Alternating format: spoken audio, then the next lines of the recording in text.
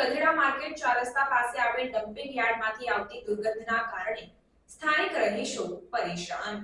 કિશનવાડી ગધેડા માર્કેટ 4 રસ્તા પાસે આવેલા ડમ્પિંગ યાર્ડ એટલે કે કચરાના ઢગલાની દુર્ગંધથી ત્યાંના રહીશો હેરાન પરેશાન થઈ રહ્યા છે। કિશનવાડી વિસ્તારના રહીશો દ્વારા વારંવાર તંત્રને રજૂઆત કરવા છતાં પણ કચરાના ઢગલાને શહેરની બહાર ખસેડવામાં આવ્યું નથી। અહીંના રહીશોના નાના દીકરા દીકરીઓ વારંવાર બીમાર થાય છે તેવું રહીશો દ્વારા કહેવામાં આવ્યું।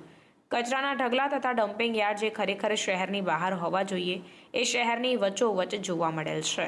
તેથી કિશનવાડી વિસ્તારના રહીશો દ્વારા કલેક્ટર તથા વડોદરા મ્યુનિસિપલ કોર્પોરેશન કમિશનરને લેખિતમાં વારંવાર રજૂઆત કરી હોવા છતાં પણ આ દુર્ગંધની સમસ્યાનું કોઈ પણ જાતનું નિરાકરણ આવ્યું નથી, જેથી અહીંના રહીશો દ્વારા આવનાર લોકસભા ઇલેક્શનનો બહિષ્કાર કરશે તેમ કહેવામાં આવ્યું તથા કોર્પોરેશનની વિરુદ્ધમાં હાયના નારા પણ લગાવવામાં આવ્યા।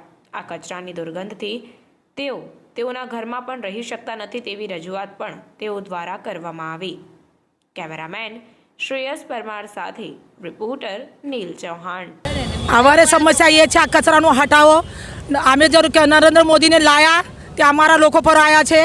अमारे ते 8 से 10 हज़ार पब्लिक है। ये पब्लिक ने बधे त्रास है।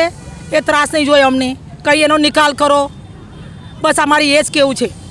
આવનારા દિવસોમાં જે લોકસભાનું ઇલેક્શન આવી ગયું છે हाँ તમે વોટિંગ કરશો? हमें कोई वोटिंग करे नहीं जो लगी हमारा निकाली लागतो तो लगी हमारी किशनवाड़ी ना पब्लिक 8 થી 10 હજાર पब्लिक है कोई वोटिंग करे नहीं ये हमारे केवू है।